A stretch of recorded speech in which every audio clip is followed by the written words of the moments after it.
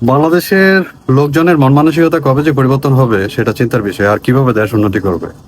যেমন ধরুন এই সোশ্যাল মিডিয়াতে বিদেশের মাটিতে ভাইরাল হয় এলন মাস্ক, মার্ক জুকারবার্গ, বিল গেটসের মতো বড় বড় সেলিব্রিটি।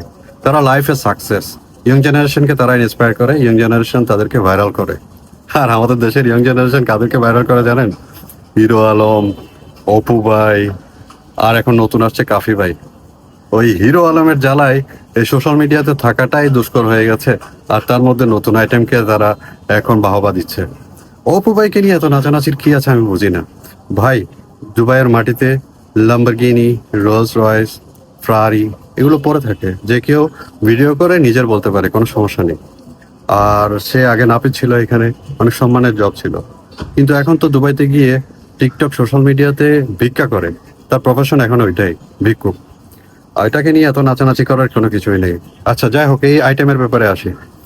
আমার কথায়, এটা আসল কথা হচ্ছে, আমাদের দেশীয় কথাই এই ধরনের লোকদেরকে লুচ্চা বলে। ময়লা আবর্জনার সাথে ভিডিও করতো, আর আপনারাই ওটাই পছন্দ করেছেন, যেহেতু আপনাদের মেন্টালিটি ওভাবেই গ্রো করেছেন।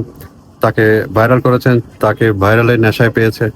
এই আন্দোলনের সময় ওই বিভিন্ন জায়গায় মিছিল মিটিংয়ে একটু দাঁড়িয়েছে, তারপর ওই নাটক করেছে, বিভিন্ন জঙ্গলে গিয়ে ভিডিও করেছে, তাকে শেখ হাসিনা দৌড়াচ্ছে, পুলিশে দৌড়াচ্ছে, এই সেই হ্যান ত্যান।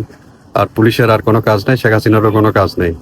এরকম যদি হতো, সালমান মুক্তাদিরকে আগেই নিয়ে যেত, একে নেওয়ার আগে। সালমান মুক্তাদিদের চেয়ে কি ও বেশি এত জনপ্রিয়তা পেয়েছে? এগুলো আমরা সবই বুঝি। আর এই বইমেলাতে কিরকম লুচ্চামি করেছে আপনারা তো দেখেছেনই। আর ইদানিং নাকি ঘর জ্বালিয়ে দিয়েছে, বিশ্বাস হয়? আর এগুলো নিয়ে মিডিয়া এত দৌড়াদৌড়ি করতেছে। আসল কথা হচ্ছে, পুরো মিডিয়া জগৎটাকে শেখ হাসিনা ধ্বংস করে দিয়েছে। পুরো সব টোকাই সাংবাদিক ওখানে ঢুকিয়েছে। এই টোকাই সাংবাদিকরাই এই ধরনের লোকদের ভিডিও করে, নিউজ করে। কি বলবেন? এই দেশের, এই জাতির কি হবে সেটা চিন্তার বিষয়।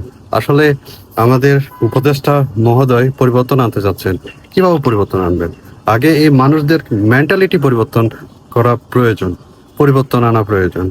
যখনই আসবে তখনই ওনারা অন্য জায়গায় পরিবর্তন করতে পারবে, আর নয়তো কখনো সম্ভব না। তারা এভাবেই থাকবে।